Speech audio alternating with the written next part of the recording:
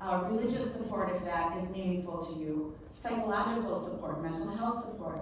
So you're going to need that support system that takes care of you and the people that are caring for the loved one with dementia. And that can be also provided through the Alzheimer's Association. They provide free support and services to families and individuals who have dementia and caregivers. So please take advantage of those services. We, unfortunately, when we were dealing with the situation with my parents, did not rely enough on the Alzheimer's Association. That was one of those things that I learned a little later on in the game, and I sure wish they had been there in the early times, because it probably would have been a very big change. So there we go, yay! So the first thing though, one of the first things that you need to do, and it's an overwhelming time too, if you've just had that diagnosis, or if you're suspecting this is an issue, but maybe you haven't had an official diagnosis, it can be an overwhelming time. And you can't change the diagnosis, although I have had some people have a change in their diagnosis. Not that it never happens. But what you can do is take control of what you can control. And the things that you can control, one of them is your legal planning. So sooner rather than later, it makes sense to check in on what you've done and what needs to be done. And my mom always said, a stitch in time saves 9. And it can't be more true than it is in the situation of getting your legal ducks in a row when you've been diagnosed with Alzheimer's. Because the question of legal capacity, in other words, the ability to understand, to create a legal, the understanding to create a legal document, is something that will diminish with time. And if you wait too long so that the individual loses capacity to execute those documents, then the only alternatives we have are much more drastic, costly, and I'll get into that later, but it's one of the first things you should do if you haven't had it done already. Okay, and we start by taking stock of what you've got. Okay, so first of all, I just want to take a pause here, and I'll do this a couple of times by saying, you're all here for a reason. Is there anything in particular that's on people's minds? Because I want to hear it and then kind of make sure that if it's possible, we address that, or that I know we're going to hit that issue at some point in the presentation. If you want to volunteer that you're worried about something or thinking about something, or you came here for a particular reason, I'd love to hear it. Yes? I'm concerned about the process of giving our child access to all of our dollars. Okay. So that he can make decisions for us now. Okay, the process of giving someone else access to important financial information so they can make decisions. Okay, anybody else? Other? Yes? I'm interested in learning more about spousal impoverishment. You want to learn about spousal impoverishment? We're going to touch on that. And there is actually a handout that goes into a fair amount of detail on that. Anything else? Yes? What was that term again? Spousal impoverishment. Anybody else? Yes? I'm interested in the ramifications of powers of attorney for finances. Okay, that's also, And other kinds of organizations. you want to know the ramifications of powers of attorney. We're going to cover that for sure today. And if there's something that you were thinking that I don't hit when we get to that, you raise your hand and say, you didn't mention, still have this question about this. Okay? Go ahead. If there's anything that I don't hit, because I am just doing an overview, but I want to make sure we're addressing your critical concerns, just let me know. Just raise your hand and say, hey, Carol. And by the way, call me Carol. I know some people want to call me Attorney Wessels, and that just makes me feel weird. I'm Carol. I've always been Carol. And so call me Carol. So next slide. Yay. Okay. So the first thing you want to do is figure out what do you already have in place. And that's going to go everywhere from nothing. Many people have nothing in place. So if you have nothing in place, you are not alone, okay? But it's the time to change that. But also look at what you do have in place. Many people have been working on their estate planning, or if you raised kids, you went and you did, things to make sure that if you died while your kids were young, something would, be taken care of. So the things we're going to want to make sure we've got in place and we're going to check into are healthcare powers of attorney, and I'm gonna go over each one of these things. Healthcare HIPAA releases, that's medical releases that let somebody get medical information about you. A financial power of attorney. If you have long-term care insurance, we want to be pulling out that policy at that point. Do you have short-term or disability insurance? We also want to be looking at that. Do you have, if you have powers of attorney, have you had your agent? An agent is the person that you name with power to act. So like when you were mentioning your children, if one of your children was named as your agent, it would be that person. Have you added them to your accounts as agent, okay? Not as a joint owner, but as an agent, so that we're taking care of that step. And then do you have a will or a trust, which we'll go into later? And what's going on with your house? Have you done any other things that you might be able to do to avoid probate? So those are part of a legal checkup. And if I met with any of you, we'd be going through those things, okay? All right, so let's start with what I think. Everybody comes to me and they say, Carol, I want to do a will. I need to do a will. And I say, well, that's all well and good, but I don't really care what happens with your stuff after you die. I mean, I do, and we'll work on that. What I really care about is what happens to you while you're alive. And the healthcare power of attorney is one of those documents. It has to do with what happens to you while you're alive, okay? So it's called an advance directive, and it's a document where you're allowed to choose a person who's going to be called your agent, okay? And you as the person who is doing the document are called the principal. So principal is the person who's doing the document. Agent is the person you're giving the power to. And you can name one or more agents. You can name a first and a second and a third. Sometimes we put 4 people on there. But with healthcare powers of attorney, you have to pick the order that you're going to put them in. And that person's role when they're acting as your agent is to make decisions based on your preferences. So this is the key to making this document work the right way. That idea, the legal term for what your agent is supposed to do when they're acting on your healthcare power of attorney, it's called substituted judgment. Okay, that's a legal term. And that means, what would the principal want? Okay, so if my son can, well actually my husband now is my power of attorney, right? But if he's acting for me as my power of attorney, and it's been activated, so he's making decisions because I'm becoming incapacitated. His job is to make decisions for me based on what he knows about what I want. Not what he wants, not what somebody says is best, okay? And if we don't have a document like this in place, when we have, for example, a guardian who is making a decision for an incompetent individual, their job is to make decisions based on best interests. In other words, what's best for that person.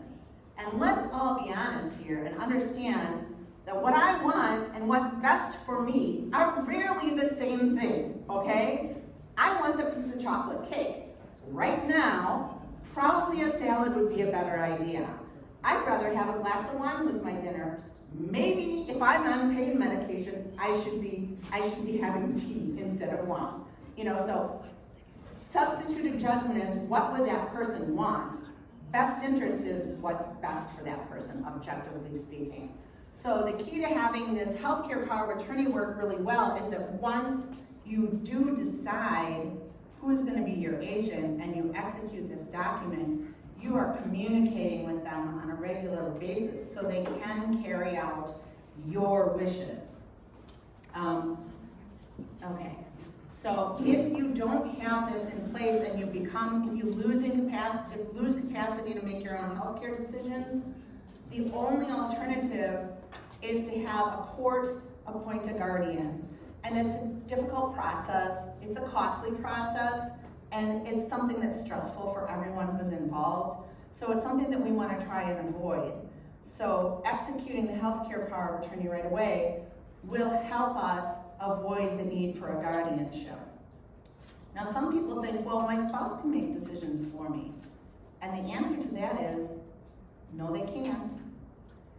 once you turn 18, only you can make decisions for yourself. There are some very limited emergency exceptions about that we don't need to get into, but I'd rather have you understand that once you're 18, only you make decisions for yourself. So a spouse can't make decisions for a spouse, a parent can't make decisions for an adult child, an adult child can't make decisions for a parent. Only an agent under a power of attorney or a guardian can make decisions for you once you turn 18.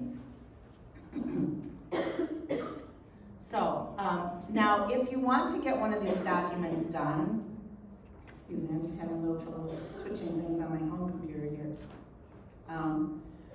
If you want to have these documents done, I'm about to break something. There is a state form that's available, and this link will be on the printed set of materials that you've got. It's through the Department of Health Services. And my feeling is to have that form filled out if you're in if you're in a time crunch is better than having nothing at all, right? And you'll have to read those instructions carefully and make sure that they're properly signed and witnessed and executed. Also you can have an elder law attorney do that, and I'm always the one who's in favor of doing that, of course. But I'll tell you why I'll show you why in a little bit. A healthcare power of attorney is a little bit different than a living will. People talk about a living will, that they want a living will, but a living will is really only in very limited circumstances. So what a living will does is it is a directive to a physician that in certain circumstances they should or should not withhold life-sustaining treatment, okay? And so, first of all, it doesn't need an agent to carry it out. It is self-executing, but it's only in effect if you're in a persistent vegetative state or a terminal condition where death is imminent. And I'll be honest with you that, especially in the Alzheimer's situation, we rarely get to either of those two situations. Usually when a person is at the end of life, with Alzheimer's, they're not in a persistent vegetative state. That's a technical term, medical term. Really their health is declining and their functions decline and they stop talking, eating, moving. I mean, it's different for everybody, but I know with my mom, she wouldn't have met either of those two criteria for the living will to take effect. But she had directions in her healthcare power of attorney that allowed me to make decisions for her based on her wishes as to what would happen at the end of her life. So with a healthcare power of attorney, one of the most important things to include in there are your preferences for your treatment at the end of life. And my suggestion is, it's not just a living will. You have that include situations where, for example, one of the things that I talk about with my clients is the concept that would your agent know when the quality of your life has declined to the point that you would no longer, if you were calling the shots, want to be kept alive, that your quality of life was not, the life that you want to live. And if your agent knows that, and then what are your preferences in that time? People's preferences range the whole gamut. Some people want every extraordinary measure to try to keep them alive. They want to fight and fight and fight until their body literally stops. And that's okay, and we put that in the document if that's their preference. Other people are sort of the middle of the road, like, if it really looks like I'm not gonna get better and you've, made reasonable attempts, then I don't wanna have any treatment. Other people are like, I actually had a client, unfortunately their spouse they'd watched their spouse decline from dementia. And this client was so adamant that she put in her healthcare document that if she has that diagnosis, she doesn't want any curative treatment for anything. And that was her choice. Her decision was that whatever comes to kill me first, I'm happy to let that happen if I've had that diagnosis.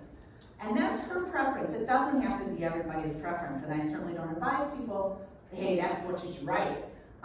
Normally we end up putting something in there that says, I trust my agent to know when my quality of life has gotten to that point, that I don't want any further measures to be taken to try to keep me alive or resuscitate me. And so those are the kinds of things you're going to want to make sure you put in your document And the only problem with the state form is that it doesn't give you a lot of help with that.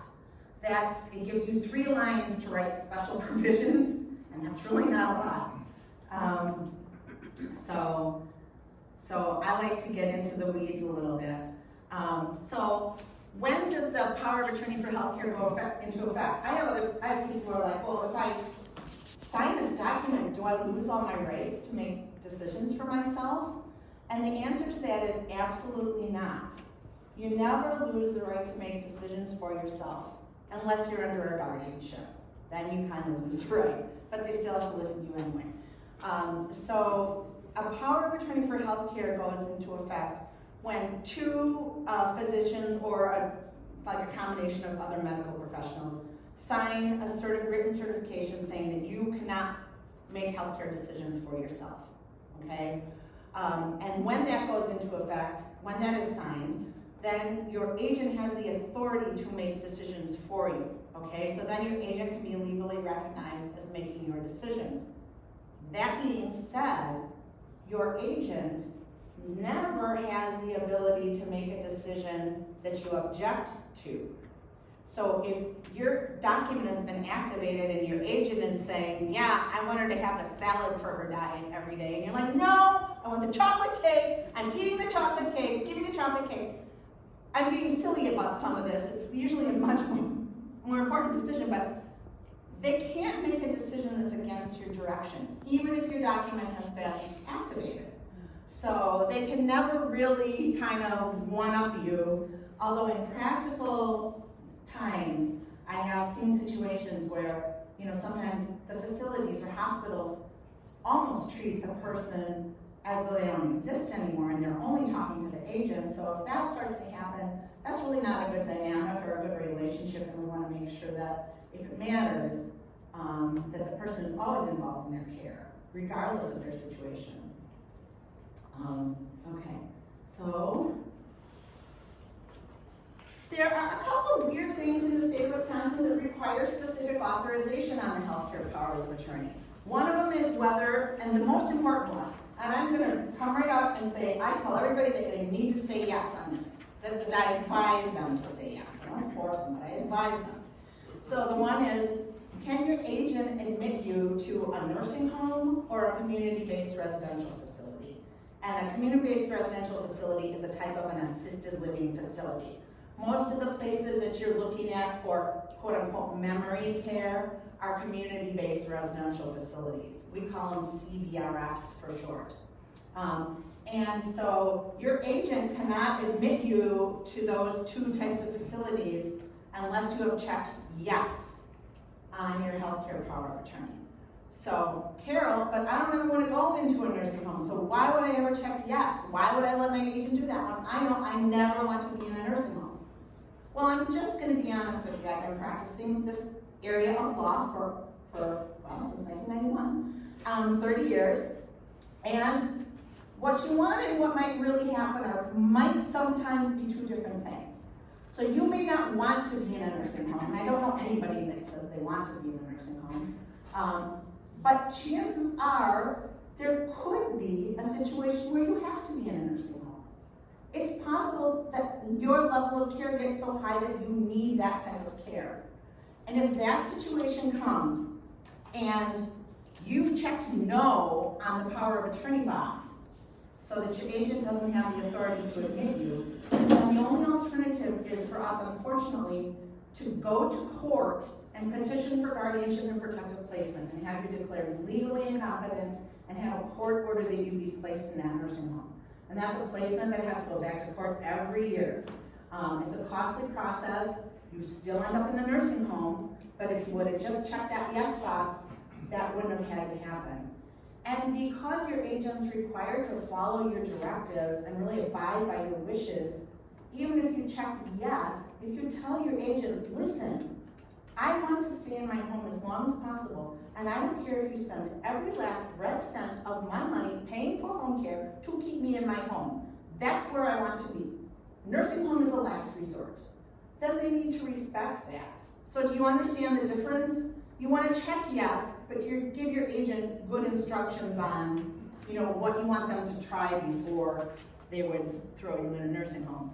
And then another one is whether your agent can consent to withholding or withdrawing feeding tubes or artificial hydration.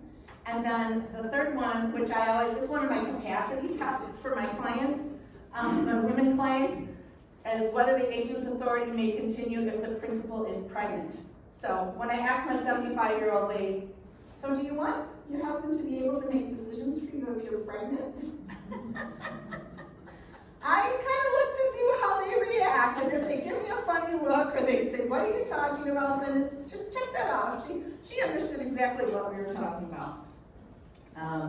So that, but you know, for younger people it's a big deal. Okay, we've kind of talked about some of this. So there are limitations. A healthcare power of attorney is an unlimited authority. Your agent cannot involuntarily commit you to a mental health facility, cannot cannot consent to drastic mental health treatment like shock treatment, lobotomy, etc., which ironically is a negative for some of my clients with psychiatric issues, because I do have clients with severe mental illness who have benefited from electroconvulsive therapy, which is shock treatment. And so we do a special mental health directive for them, but technically under the law, it's illegal. And then again, the agent cannot do things that are against your expressed wishes and cannot make decisions against what they know about your preferences. So now let's go. Now I have a couple of things in here that I'm not gonna go into big detail about, but you can look at them, they're written in your materials. So one of the things that I do when I'm talking about crafting a power of attorney for healthcare with people with dementia is we address the big elephant in the room. And the big elephant in the room is that the nature of dementia is you may not, if you're the person with dementia, you may not be aware of your limitations. And that's what the dementia does to you. So for example, when my mom was living with me after my dad died, and we were starting to talk about the idea of assisted living, she's like, I don't know why I would move. This is my house. I do all the washing, cooking, and cleaning around here, and I'm just fine. This is not your house. You're in my house. You do not do the washing, cooking, and cleaning around here, and you are not just fine. Of course, I didn't say that to her, but she didn't understand. So at that point, she was objecting. She didn't want me to move her into an assisted living facility. And that was a discussion that we had to go through in time. You know, and ultimately we worked it out. We went to some different places. I asked her to reconsider, and she did understand why she needed to do this and let that happen. But it can be very difficult. A person with dementia doesn't always realize the nature of their illness, and may do things like try to revoke the document. So this provision is put in, we can put this into the power of attorney to kind of protect you from yourself, protect you from making a revocation or a direction that's going to be, you know, that's directing the healthcare provider to listen to the agent if you are in a particular stage of dementia. So, yeah, so here's another one that says, my treating physician has indicated that my dementia has progressed past the early stage, or you can use that whatever you want. You can say it's at, you know, mid-stage, or you can identify some goals. You know, if I don't recognize my children, if I'm not able to speak, whatever it is, then this says very clearly that your desire is to have the healthcare providers listen to the agent, even if you might not be in agreement. So we have some paragraphs like that we can put in that hopefully avoid the need to go to guardianship court or protective placement. But unfortunately, in cases where that disconnect is severe and the person's condition stays that way for a while, it may be that we end up needing to go to court if that person really needs a placement that they're refusing. And those are the hard, tough situations that we don't like to be into, but sometimes it happens. So then, the final thing is, when you've made this document, or even in the process of making this document, make sure you talk to your agent and your alternate agents. It's uncomfortable sometimes for people to have conversations about death and dying and end of life, and you know, when I get worse or if something happens to me. But the more you can have those conversations, you know, you're giving a gift to the person you've chosen to be your agent. Because then, when those times come that you've discussed, they're not in a position where they have the guilt of feeling like they have to make a decision. They have the honor of carrying out the decision that you've already made for them. And for me, I can tell you just in very personal terms, at the end of my mom's life, you know, we had many, many conversations about her preferences. And I knew exactly what she wanted. Even then, and she came down with an illness at the end of her dementia that we could have sent her to a hospital and had antibiotics and all of that done, or we could have just kept her comfortable in the nursing home.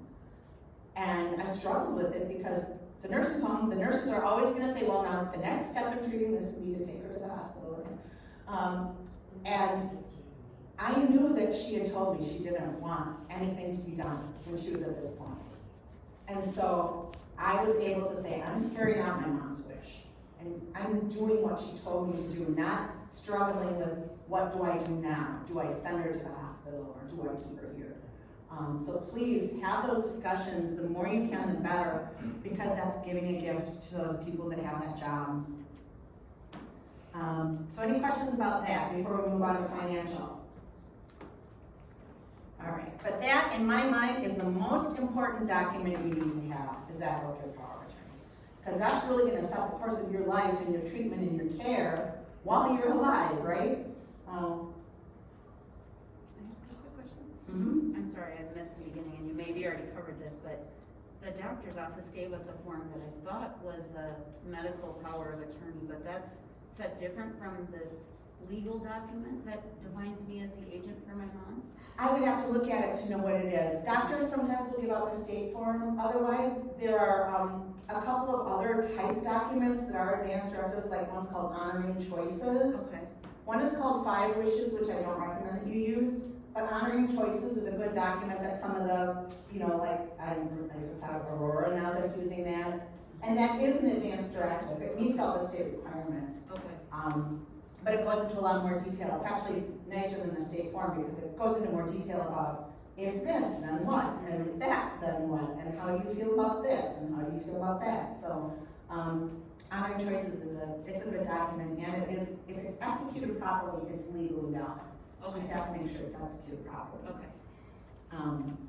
So the next most important document is the financial power of attorney. Yeah. Yeah. You said something about the 5 Wishes document. I'm wondering why you don't recommend it, because that's what I have. Okay, I don't recommend that because the specific language regarding nursing home care is not consistent with the state statute. So my concern, although it's never come up as a concern, I've never had to address it legally, but when I review the language that they have regarding nursing home care, it's not the specific language that the state statute requires. And so you could get in a situation where that's found to be not adequate to allow your agent to consent to permanent nursing home placement. And like I said, so far I'm not aware that that's come up as a legal issue anywhere in Wisconsin, but I was in touch with the folks at Aurora when they were using that document with their legal counsel, expressing my concerns, and I think it's interesting that they switched away from that, and now they're doing Honoring Choices, which doesn't have the same problem. But if you have 5 wishes, you might want to update your document. I mean, it's a valid healthcare advance directive for all other purposes, but you might want to update it. It would be a good time to kind of update that. And keep the 5 wishes as far as how they go. If you went into detail answering your preferences and things like that, that's always a good thing to keep in your file so people know how you felt about, about stuff. But definitely consider updating that as far as the skilled nursing. Anybody else? Okay, so now moving on to financial power of attorney. Excuse me. This is the second most important document, and I call it a financial power of attorney. What the legal name of the document we use in our office is a durable power of attorney for finances. But it's really about more than just finances. It's about handling financial and legal matters. And so this is again where you name an agent who has the authority to handle banking, handle a variety of different things. Do your taxes for you, defend a lawsuit, or file a lawsuit, or create a trust in some cases, or whatever power you give them in the drafting of the document, right? For the most part, a financial power of attorney, when we do them in our office, doesn't have that same triggering requirement that a healthcare power of attorney has. So the healthcare requires the two physicians to sign that the person is incapacitated. Although backing up to the healthcare, you can write it differently, so it goes into effect right away if you want. But you can't do that with a state form, you'd have to do that with an attorney drafted form. But with the financial power of attorney, you could make it so that it only goes into effect when you're incapacitated. But normally in the groups among my colleagues, when you talk to elder law attorneys, we're gonna recommend that you have it go into effect immediately. And the reason for that is that we find it harder and harder to get banks to cooperate with the use of the documents if there's something like an incapacity provision that says I have to be incapacitated before my agent's authority takes effect. So, so if you have the financial power of attorney, you're choosing an agent to handle your affairs. You can choose an alternate, and I always recommend that if possible you choose at least two, like a primary and a backup, and maybe even another backup. And you're choosing those people to have the ability to handle your finances. And again, the relationship is the same as it is with the healthcare power of attorney. So they are supposed to act based on your instruction, your wishes, and what they know to be your values, okay? They're not supposed to just go out and do anything that they want. If you've always been a conservative investor, right? Your bonds, your money market, you've never gone aggressive, and your son takes over as your financial agent, you should not be investing in index funds, because that's not the way you did things. And that's inconsistent with the way you handle your money. So he should be, looking at conservative investments, or even talking to you about why maybe he thinks it would be better if you had a little bit more balanced portfolio or whatever. But he's really supposed to be acting consistent with your direction.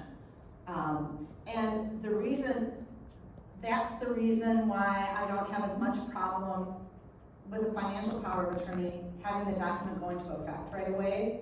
Because even if you sign it and you give your agent that authority, if you say, look, Ken, my son, look, Ken, I've appointed you as my agent, but I am perfectly capable of handling things right now.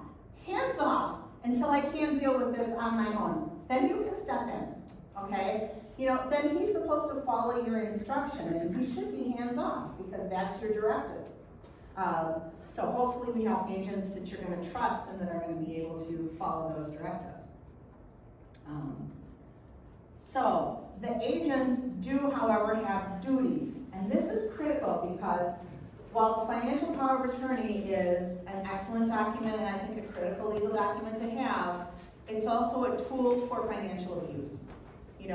If it's in the hands of the wrong person, someone who's not trustworthy or someone who abuses their authority,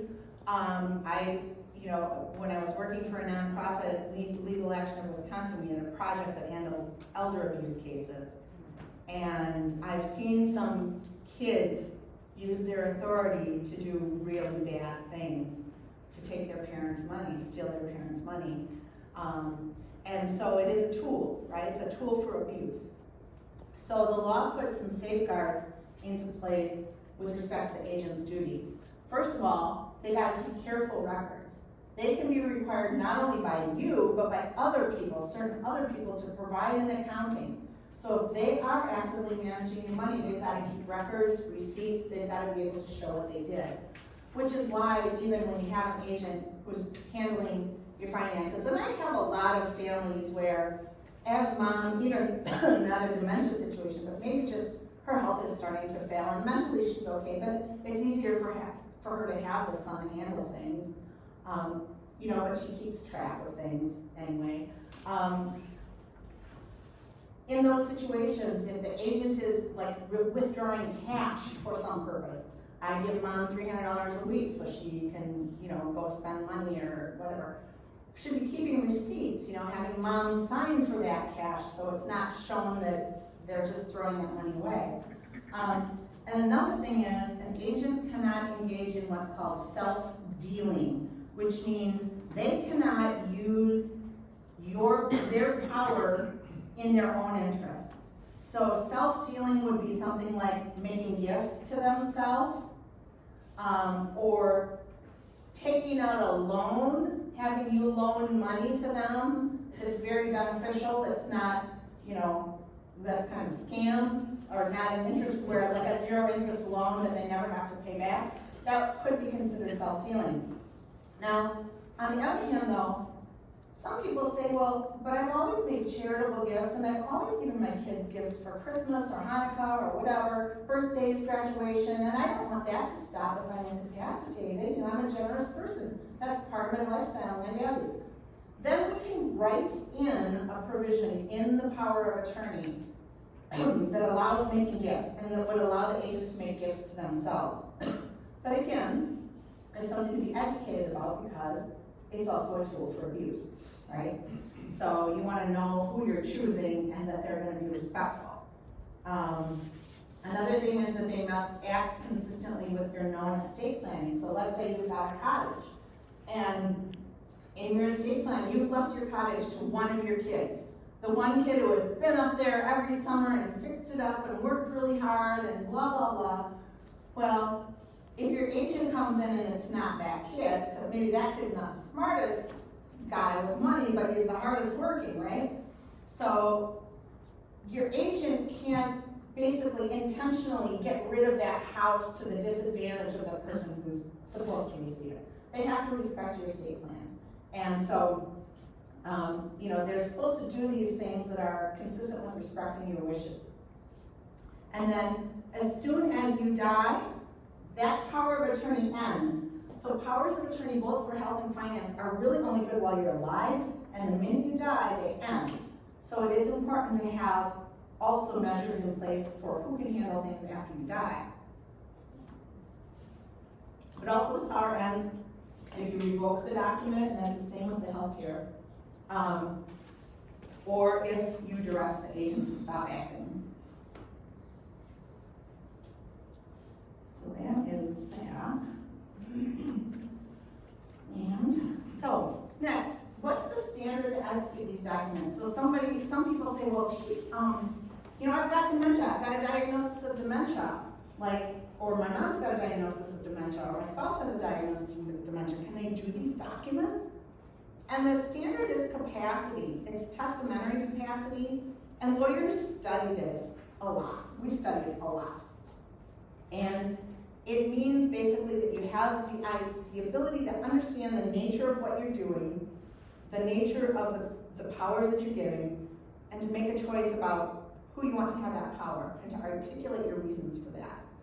And so it doesn't really mean that you have to have, you know, encyclopedic knowledge of everything that's going on in your life. If you know enough to make these decisions, and a trained elder law attorney, we take trainings on capacity, we study books and programs on capacity. We will figure this out, and we might recommend that you have an evaluation done by, you know, neuropsychiatrist. So if we have a question or doubt. So, yes? On point number 3, Mm-hmm. if a POAAC has already been activated, does that mean that a person cannot update their will? No. And this is very important, because you may hear this from social workers or something like that. Oh, their power of attorney for healthcare has been activated. They can't do any more documents, or they can't do enough new power of attorney for healthcare. Well, so how I explain this is, the standard to activate the power of attorney for healthcare is a complicated standard regarding the ability to receive and evaluate medical information enough to be able to communicate and make healthcare decisions. And if you don't have that capacity, then the document can be activated. So the way I explain that type of capacity is, let's say I've been diagnosed with cancer. I have to have the mental ability to understand when my doctor explains to me, okay, there's 3 different treatment options. Here's 1, here's 2, here's 3. This is the advantage of this one, this is the disadvantage. This is the advantage of this. You know, so, and maybe not medical knowledge, but enough, be able to hold that in my head and understand it long enough to make a decision, right? That's pretty complicated. We're talking about evaluating medical information. So that's the standard to activate the power of attorney for healthcare. Whereas the standard to do a new one, to do it, replace it, if something's wrong with your existing, is testamentary capacity, which is the ability to generally understand the nature of the power you're giving and who you want to have that power. So I have to understand generally that what I'm doing here is I'm signing a document that's going to give my husband the ability to decide if I need doctor's treatment, or if I need to go to the hospital, or maybe if I need to be in a nursing home, or to decide like if I should have treatment at the end of my life. And these are all things that I talk about with individuals who've been affected with dementia, and we have conversations about these issues. And if they can generally, they don't have to understand the treatment decision, they have to understand the kinds of decisions that this person could make. Does that make sense? And if they can understand that, then they can do a power of attorney for healthcare. So you can have an activated document because you can't hold that complex medical information to make medical decisions, but you can still make decisions about who could make those decisions for you. So I'm always, if there's a need for some reason to redo a power of attorney for healthcare after it's been activated, and I'm not going to say that's true of everybody, that everybody with an activated document can still do a new one. I'm saying don't assume that you can't. It's an individual situation. And then, again, here's one of our goals, is to understand that if you don't have these living documents in place, the power of attorney for finances and the power of attorney for healthcare, nobody else can make decisions for you. That's the rule, because we're all over 18, right? Okay. Nobody else can make decisions for you, with only some very limited exceptions. And if you need to have a decision maker, that's going to happen through a court process called guardianship, which means we have to have you medically evaluated, file paperwork saying that you're legally incompetent to make decisions, have a court remove your own rights to make decisions, and then have a guardian appointed to make those decisions for you. So a stitch in time saves 9. Those 2 documents we just discussed are the most important documents that you're going to need to have while you're alive. Any questions at this point? Okay, so I always Okay, yeah. question. Okay, back a ways in the box where you introduce financial power of attorney, you have a note. If you use a state form, the answer is probably not. Oh, thank you for pointing that out. Yes. Yeah. I do not like the state form power of attorney. It doesn't have, and especially when we're talking about long-term care planning, it doesn't have all the special powers that you need to give your agent. And also, it's a recipe for disaster. Because if the person doesn't initial every power and write in special powers that they don't even tell you should write in that one box, then you're not really going to have a fully adequate power of attorney. I mean, you're going to have a power of attorney that hopefully lets somebody get into your checking account, but not necessarily pay your taxes or do other important things or create a trust or make gifts if that's important to you or do long-term care planning. So I don't have any problem with the state healthcare form, but if you got the state power of attorney, it's probably better than nothing. But I strongly encourage you to have that reviewed and talk to an eligible attorney about getting a better document put in place than that state power. Yes?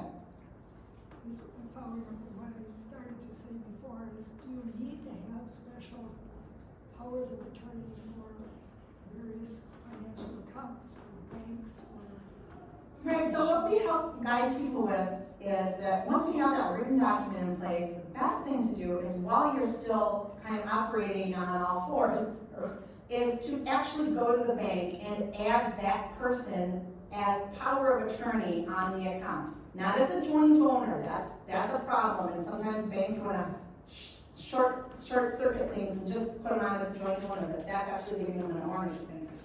We wanna have them added on as agent. So that's important to do, because then it saves your agent one step when you do become incapacitated. It saves them from having to kind of go and do that all by themselves. Yes? On that particular point, you mentioned banks earlier and that things can be problematic with them. Why is it they want the person you want to add as POA present when you do that? Because they want their signature, usually. They usually want their signature, they wanna make sure it's a real person. So, yeah, so the best way is that Even when you're providing social security numbers and, you know, photos and so forth, and the other person lives out of the country, I mean, it's just been real frustrating. yeah, it can be real frustrating. Banks are not my favorite businesses to deal with, I don't know if you are making this. But, yes. What if, so back to the financial power of attorney, what if my mom doesn't have any assets? Can I just use that state form, or is it still necessary to hire an attorney to review the document? Well, if your mom doesn't have any assets, there are still important things that power of attorney for finance, if it's done carefully, will allow. Yeah. So I'm gonna just tell you that I will never tell you not to have an attorney evaluate the need for financial power. Okay. I will never tell you not to. So, with little assets, I mean, your mom could have a big legal problem, I see. you know, and it's better to have that addressed, so. Okay, so I'm gonna quickly skip through the next things because we wanna get on, we have half an hour to talk a little bit about long-term care planning, but these are the last things in the legal checkup. So one is insurance. If you have those policies, it's the time to pull them out and figure out what are the rules, you know, what's going on, what needs to happen to activate those policies. Also, it's really important to give your agent the information about those policies so that if you do lose capacity, your agent can make sure to keep the premiums paid, okay? And then if you have a will or a trust, if you don't have a will or a trust, it's the time to think about that. Those are the documents that have to do with what happens after you die. If you have a will that's in place already, you want to make sure, does it say what you want it to say? Does it authorize the person that you've chosen? Or do you want to make a change to who could be your personal representative after you die? And I'm just trying to get something to work for me here. Because personally, if you have a will and the personal representative is your spouse who's been diagnosed with dementia, and in fact on any of your estate planning documents, your powers of attorney, you know, I'm not saying you should remove them right away, but you should be aware that there's gonna be a time that you're gonna wanna update that. You know, you're gonna wanna have somebody in place who's not also impaired. And then if you have some type of a trust document that was your document, you know, have you transferred assets, have you connected the things that you own to the trust so that they will pass without probate. Now, I'm gonna explain, this is just gonna be really brief, but people are concerned about these documents, and I'll tell you, I spend 90% of the document time on the living documents and about 10% of the time on this. People come to me because they want a will. I want a will. So I say, okay, all right, tell me why you want a will, Sue. What, you say you want a will, why do you want a will? Well, I want to avoid probate. I want to make sure that my kids get my property and I avoid probate. So then I have to give them the bad news. A will is only good in probate court. So if you come to me and you say you want a will and I draft a will for you, guess what? Your kids are going to probate court after you die because that's what a will does, okay? If you want to avoid probate, you have to use something other than a will. A will not do it. So that's the first thing to explain to people. Going to probate can be good. It's not a horrible thing to do, but it just takes time and it's expensive. So if you have a will, we have to open a case in probate court because the will is only valid when it's admitted in probate. That's the only time that the person you named has authority and that the directions you've given about what happens to your property have legal effect, is after the will has been admitted in probate. So to do that, we've got to open the case, we've got to give notice to all the heirs, which may be tricky if you have disinherited someone who we have to give notice to, okay? That's when problems start to come up. And then usually a will is a simpler document than a trust, so on the creation side, like what you pay me to create it, it's gonna be less expensive, but on the tail end after you die, it's more expensive to administer. Now, keep in mind, you're not paying that on the tail end. That's your heirs that are paying that. But it's definitely, the costs are gonna even out either way. All information that's in a probate case is open to the public if they would choose to go down to look at that case. There's an inventory that's filed that lists all of your assets at the time of your death. There's oftentimes an account that's filed that shows what happened to your money.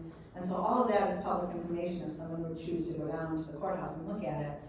And then in a probate, if you've received Medicaid benefits, the assets could be subject to estate recovery, which is something we might get a chance to talk about later. And then the administration, if you're doing a probate, takes usually 12 to 24 months. It can be longer if we have property that we have to sell, or if there's some kind of heirs that don't get along and we end up having to have a lot of litigation. So, and even a simple probate in Milwaukee County is gonna cost about $5,000 at least in attorney's fees right now. I can tell you that. Now, a revocable trust is one kind of way to avoid probate. And so the way a revocable trust is set up is that as long as you have connected your assets to it, the revocable trust allows your assets to be distributed after your death without going through the probate process. It's a big fancy document, and what I tell people is the key to having a revocable trust work well is to make sure your assets are connected to it. Because if your assets aren't connected to it, it's like buying a big fancy light fixture, but not putting any wiring in it, okay? It's not gonna do anything when the time comes. So hang on just a minute, I'm gonna finish this thought. When we have that done correctly, the administration is private, it doesn't go into court. A revocable trust, though, does not protect assets for Medicaid purposes. We are not going to have the ability today to get into the kind of trust that would protect assets. That's the topic of a whole nother conversation. But a revocable trust is really just for estate planning and avoiding probate. And there's still work to do when you die with a revocable trust. It doesn't take care of itself. There's somebody that still has to administer, gather your assets, divide them up, do all that kind of thing. But normally it's simpler and it's outside of that court process. So it's also more expensive to create on the front end because there's a lot more that goes into drafting that document than a will. So it's more expensive to create, but it's typically less expensive to administer.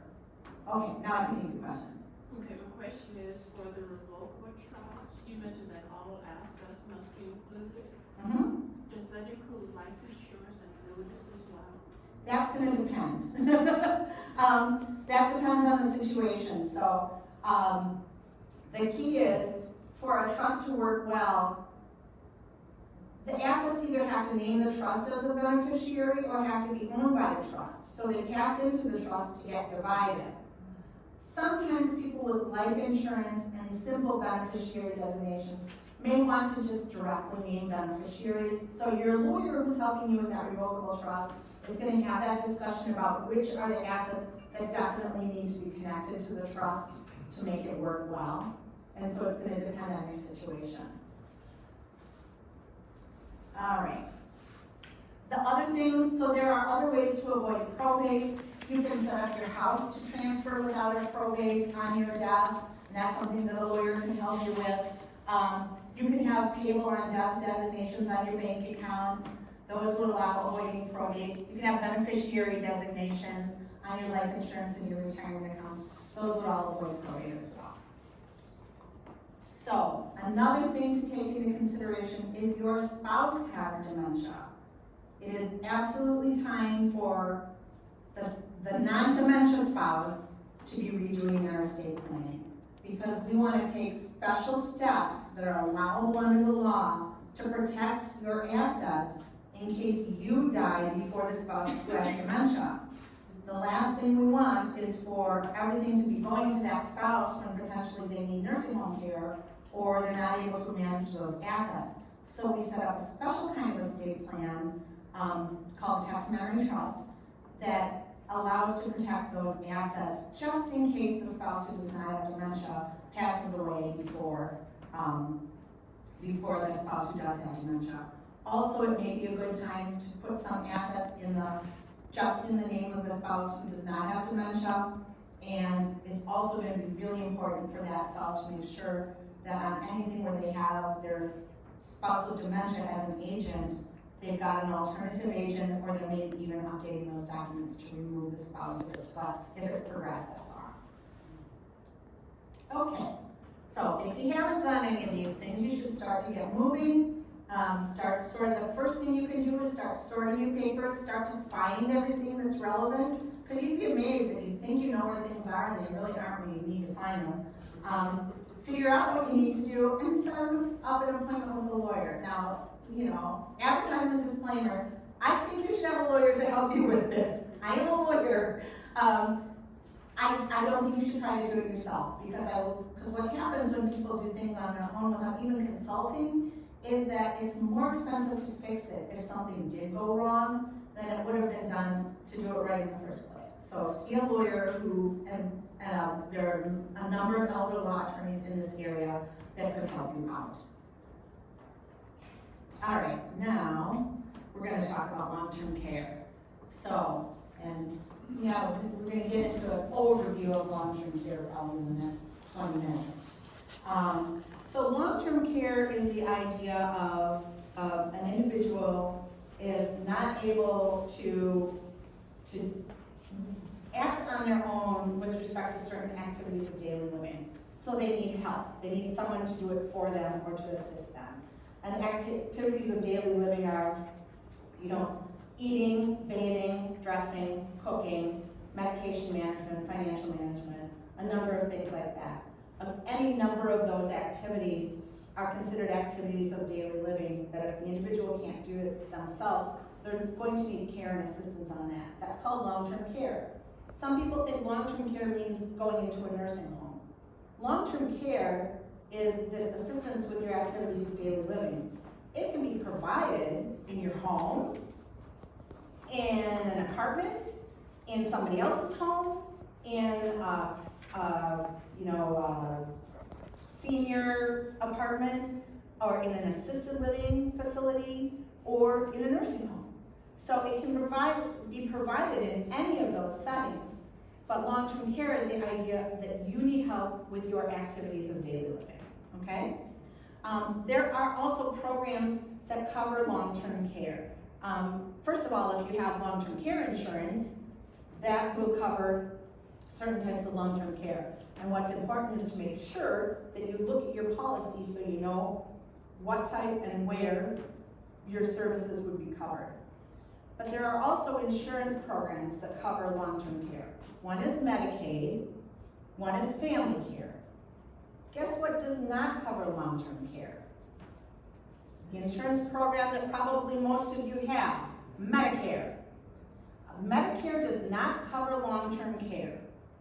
I personally think that's a fault in the Medicare system and that should be changed, but it is what it is right now, okay? So Medicare is the health insurance that people who have earned their retirement benefits or certain people with disabilities have through the federal government. It only covers limited nursing care that I'll get to in a minute. Medicaid and family care, on the other hand, are needs-based programs. They're part of the Medicaid program. Now, people are always getting Medicare and Medicaid confused, okay? If you get it confused, that's okay. I got confused the first year that I was learning elder law. I couldn't keep them straight. But I finally have it down after 30 years.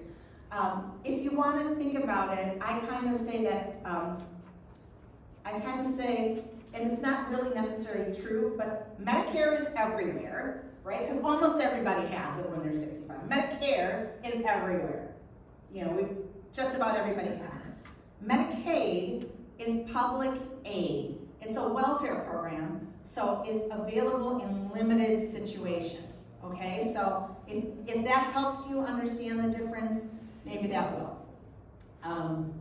So, let me go to the next one. So, again, Medicare and Medicaid sound alike, but their coverage is very different. Medicare has limited coverage. Medicaid, if you qualify for it, has comprehensive coverage of long-term care. So, when we're talking about Medicare, it does cover nursing care, but only very limited nursing care, okay? So long-term care and skilled nursing care are two different ideas. People mix them up because they think if I'm in a nursing home, you know, Medicare is gonna cover. But that's not the way that it works. So Medicare covers skilled nursing care, which is a very high level of nursing care. It has to meet typical definitions, or specific definitions. Care that's being given to a person who just has dementia and no other medical issues is not skilled care. It's called custodial care. So it's long-term care, but it's not skilled nursing care. Medicare only covers skilled nursing care, and only covers it if you've been hospitalized for 3 days prior, and only covers it for 100 days. And for days 21 to 100, there is a copay. So Medicare's requirements are very, very limited.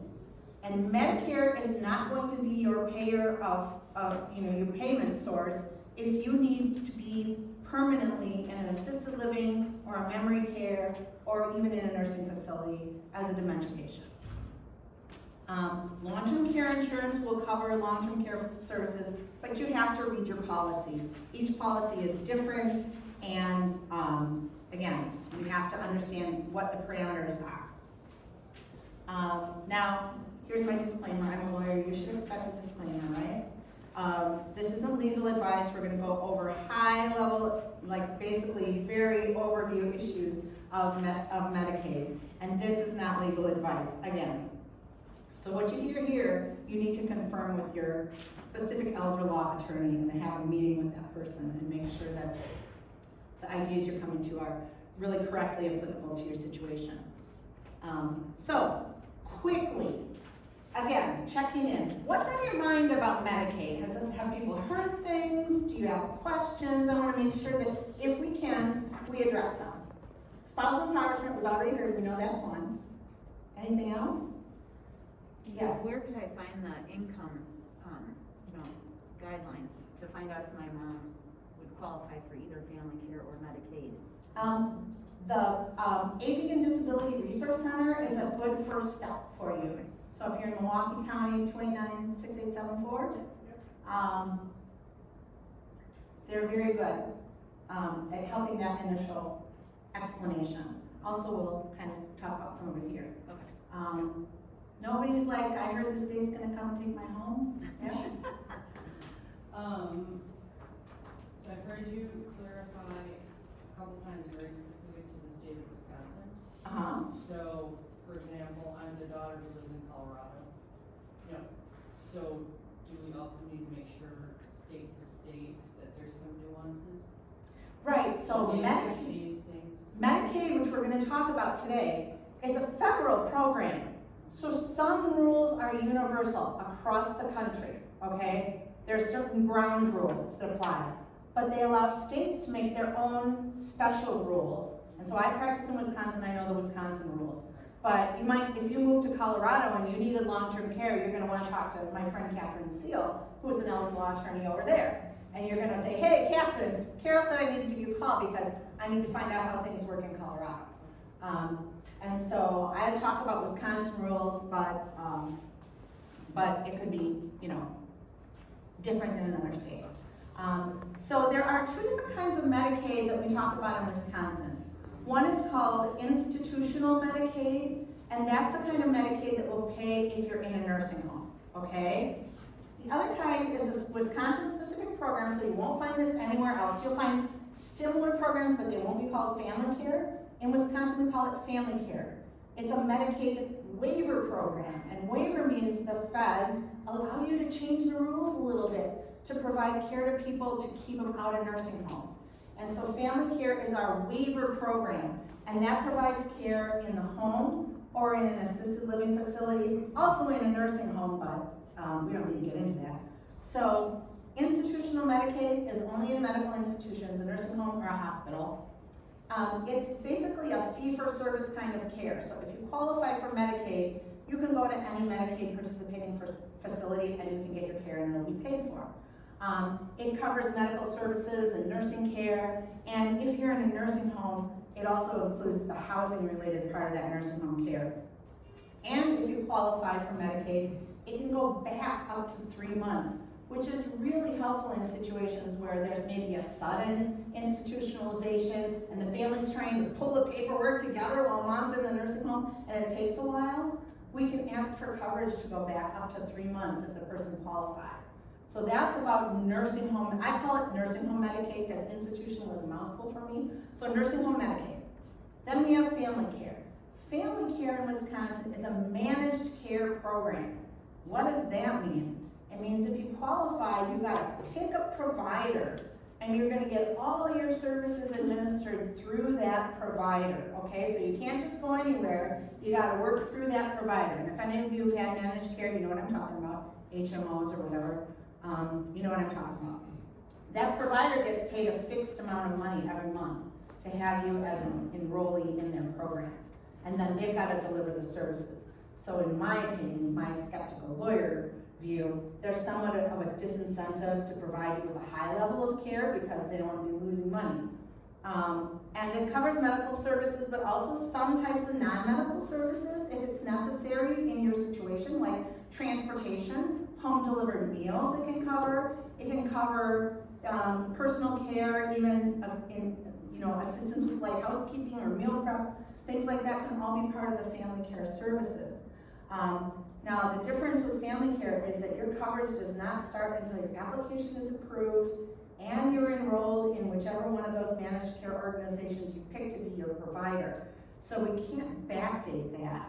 And I think that's illegal, the way that they're operating in Wisconsin right now, but it is what it is for now. So there's an incentive, if we're gonna look at family care, to get that done quickly, because we can't go back 3 months. Okay, next one. Now, family care and assisted living. This is probably the biggest warning that I can give you. Not all assisted living facilities take family care, okay? We can be fairly comfortable that many nursing homes will take nursing home Medicaid, and they will tell you right away if they don't, if they're not a Medicaid provider.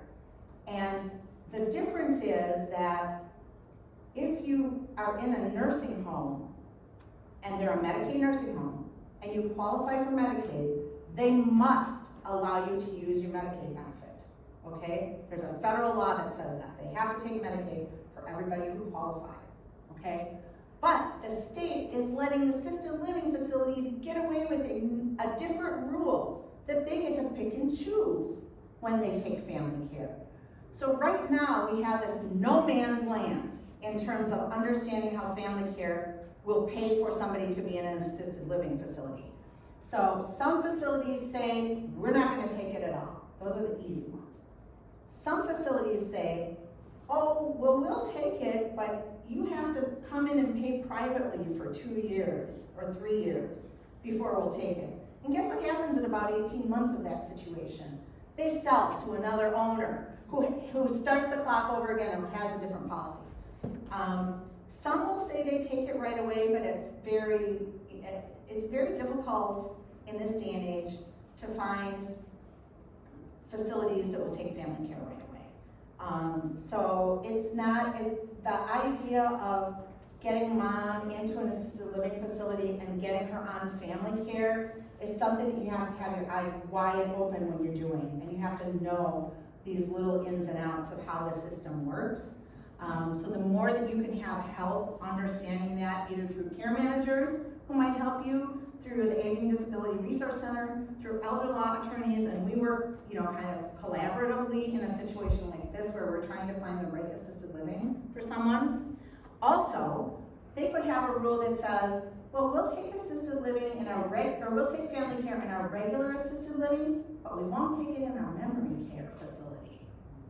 And so if your mom ends up getting moved into the memory care wing of that facility, then you can't use your family care anymore. And they don't put these things in writing. I challenge any of you to get any, place to put this in writing. I've seen a couple where they have, but it's rare. I don't think it's fair. You're gonna wanna have an elder law attorney review the admissions contract to give you some good advice on what the rules are. No matter what somebody tells you orally, no matter what that nice tour guide who's taking you through the facility and showing you the aquarium and the bird cage and here's our little courtyard, whatever they're telling you, you have to rely on what's in writing. Because invariably that written contract will always say, whatever the nice lady told you, this controls, okay? So make sure that you understand that when you're looking at assisted living. Carol? Yeah.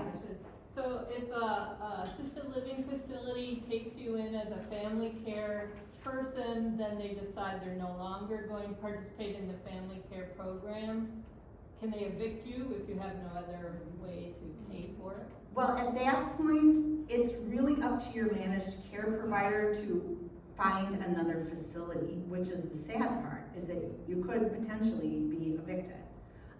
We can always look at their contract, because the thing is, what's happening now is these places are taking people in on a family care, and then they'll realize that their needs are too high, so they try to renegotiate the contract with the managed care facility and try to get more money out of them. And then when they don't give them more money, they say, well, we're not gonna take it for this patient. That's where I think they're violating federal law, because I think the federal law requires that if a provider participates in the program, they can't refuse on an individual basis to take it. But that's just illegal, we don't need to get into that now, but yeah, with the way it's working right now, they'd have to find a different facility, but the managed care organization is supposed to be assisting with that. They're not supposed to just let the ball drop. So two really important things. First of all, assisted living is not a nursing home. People come and say, we're putting my mom in a nursing home, and I'm like, where? And they'll mention an assisted living facility. So there are different levels of care when we're talking about providing long-term care. There are different levels even of assisted living care, but those are different types of care where certain number of hours of care is required to be available to an individual, okay?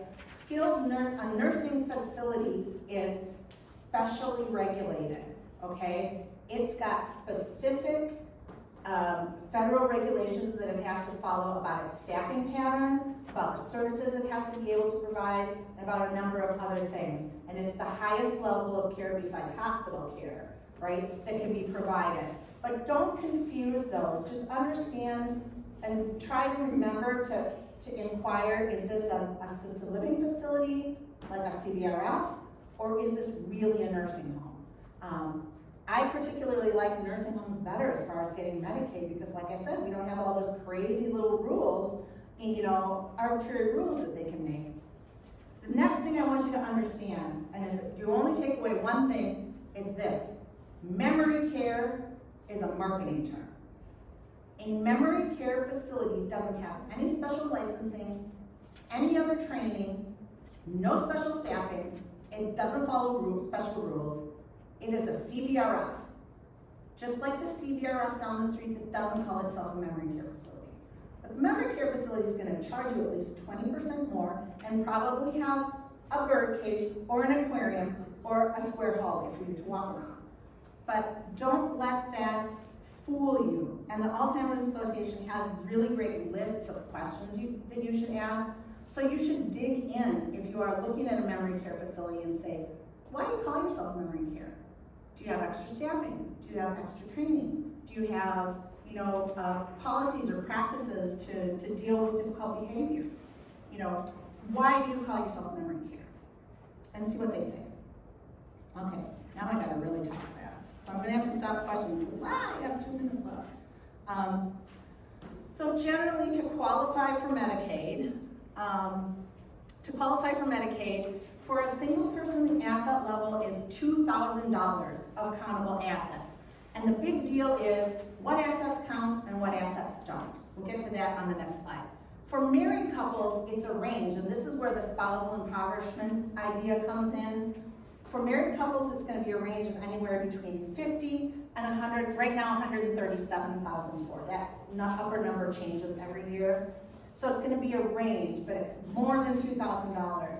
So spousal impoverishment is really a special rule to prevent impoverishment, so I think it should really be called spousal non-impoverishment, but they call it spousal impoverishment. So, here are the things that don't count. Let's talk about a single person first. Remember, $2,000, that's the most you can have in countable assets.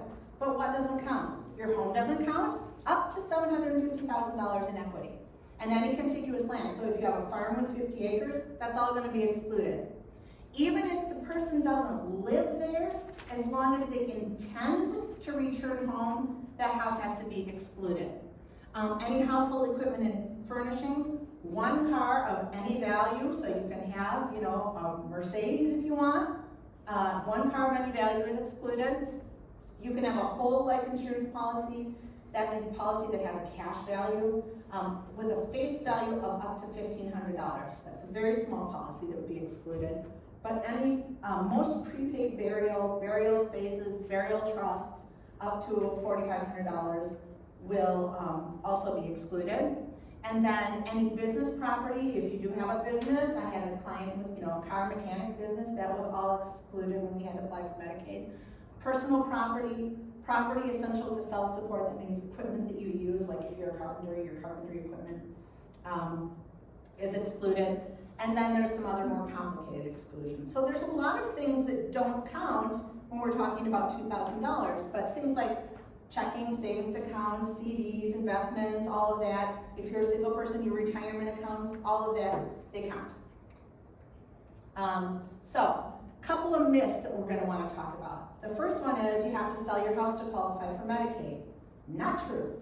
Like I said, as long as you intend to return home, the house is an excluded asset and doesn't count for Medicaid purposes. The practical problem we get into when we have people that have moved into assisted living or nursing care and they still have their houses, how do we pay for the maintenance on that house?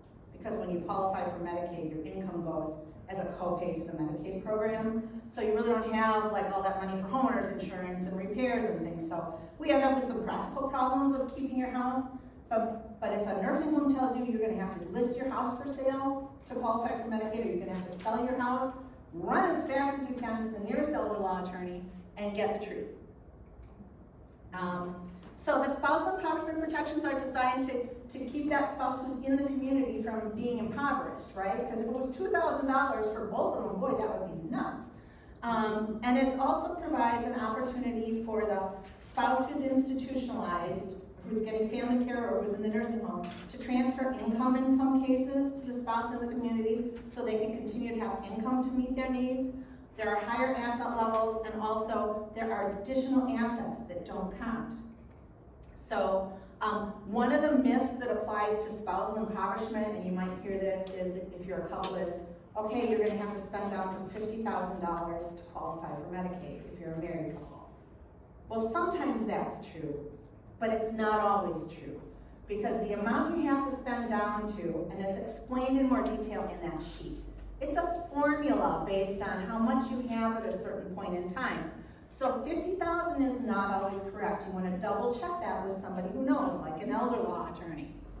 And another myth is that in order to spend down whatever you need to spend to qualify, you just have to keep paying that money to the nursing home. You have to spend it on the person's care.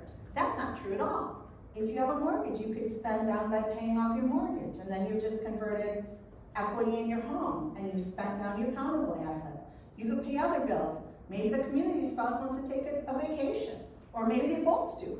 Take a nice vacation. You can spend it on whatever you want, you just can't give it away. So to qualify for the spend down, it doesn't have to all be spent on care. So all the assets that are exempt for the spousal impoverishment are everything that I talked about for a single person, and these are on your slides, so I'm going fast, you don't have to worry about it. But also, the house doesn't have an upper value limit on it, so you could have a $3 million house and it would still be exempt if the community spouse is living in it. And in Shorewood now, home values are pretty high, so. Then the other thing that is considered exempt, two other things. Burial funds of any reasonable amount, so we don't have limits of $4,500 or anything like that. We have any reasonable amount can be set aside for burial. And then the big thing for you to understand is that in spousal empowerment cases, the retirement funds that belong to the community spouse, in other words, the spouse who is not applying for benefits, do not count. So I can have a wife with dementia, and we're looking at assisted living and family care for her, and the husband has $500,000 in retirement funds. The $500,000 in retirement funds will not count when we're applying for Medicaid. But unfortunately, the wife's retirement funds would. If she also has $500,000, we have to spend that down if we want to get on Medicaid benefits. But the spouse who's not applying for benefits, their retirement funds are excluded. So then we have this formula. So basically the general formula is you get to keep half of what you had at this certain point of time when you began to need care. And I can't get into that right now, but we can help you understand that if you ever need to. So at this certain point of time, we evaluate how many assets you had, and what you can keep to qualify for Medicaid is half of that. But there's a floor, and the floor is $50,000. So that's the minimum you'll ever have to spend down. The cap right now is $137,400. So if you have $1 million, you still have to spend down to $137,400. And I encourage you to read those examples that are on that spousal empowerment sheet. It'll help you understand how it works. Then the spouse who's receiving care, who's on benefits, can transfer income to the community spouse, enough to bring their income up to right now a little over $3,400. But if the community spouse already has that much in income, then you can't transfer income to them. And you have to pay, the spouse receiving care has to pay their income to the facility or as a cost share to the program. So there are ways, unfortunately I see too many younger couples where a spouse has been diagnosed with dementia in their early 50s, and they've got, mortgage, bills, all the kind of things that couples in that age have. And we can go to a fair hearing process to allow any of these things to be adjusted upward to allow the spouse to keep more assets or more income, but that does involve a hearing process. Then after that is established, I'm sorry, I'm gonna run through this really quickly. It's really critical to transfer assets into the name of the community spouse. So within the year after a spouse gets on benefits under spousal empowerment, we're putting everything, including the house, all bank accounts, everything has to go in the community spouse's name. That's part of the rule. One thing you cannot do to spend down is called divestment. That's the idea of giving assets away. So when we apply for Medicaid, there's a question on that application that says, in the last 5 years, have you given anything away? And we have to declare it on the application if you have. And certain other things are considered divestment, like paying your family to care for you without a special written contract is considered a divestment. So when we have a divestment, what happens is, even when the person is otherwise qualified, when we get down to the right financial level, when we file the application and it's all approved, it'll say, congratulations, you're approved. But because you divested this amount of money, we're not going to give you benefits for X amount of days. And it's calculated based on the amount you gave away. So, there are some exceptions. You can divest anything to your spouse. You can divest to a child who has a documented disability. Certain things involving divesting a home to a child who has lived with you and provided care for 2 years. And then there are other things that we can do that are kind of transferring assets but are not considered divestment, like creating a special needs trust. So some people say, well, I heard I can give away, it used to be 15, now it's 16. I could give away $15,000 a year and still qualify for Medicaid. That's a tax rule, okay? And now it's 16, and the tax rule says you can give away $16,000 per person per year without having to file a tax paper. $0 or $1 can be a divestment. You don't get a free $15,000, so that is not the rule for divestment. The look back is 5 years, like I said. So that's an example that's also in your worksheet, so I'm gonna skip it. And then again, if you are gonna pay your family to take care of you, you're gonna need to have a contract that meets special requirements. Otherwise, it'll be considered a divestment. The other ones we don't need to get into now. So here are a couple of other myths that we've already gone over. Oh, except the one about if you apply for Medicaid, the state will come and take your home and belongings while you are alive. That's not true. You never have to turn anything over to the state to qualify for Medicaid. There is a concept called a state recovery, which means after you die, the state does have an ability to claim some assets if you have them when you die, enough to pay back the Medicaid that it paid out on your behalf. But it's something that can be minimized or even avoided altogether with careful planning, so it's another reason to see an elder law attorney. So it's not something that I would allow it to make me not apply for Medicaid if I needed it. Okay, there we go. Thanks for your attention. I'll answer any other questions, but anybody who doesn't care about that, you feel free to leave. Well, I think you saw why I was singing Carol's praises earlier. We could have a round of applause for Carol sharing her expertise. And I know it's a lot of information, and my head is spinning. I've probably heard this information 20 times, and I could hear 20 more times before it sinks in. So don't worry if that's your experience as well. I invite you all to join us on November 16th, when we'll be back here for a continued discussion of finding and accessing care. So finding help for you and your loved one, myths and realities for paying for care. So we will continue the discussion that Carol started tonight. Thank you all for being here. If you have not had a chance, please check out the resource table before you leave. And any ideas for future sessions, please just see one of the dementia awareness folks, and we'd be happy to talk with you. So have a good night.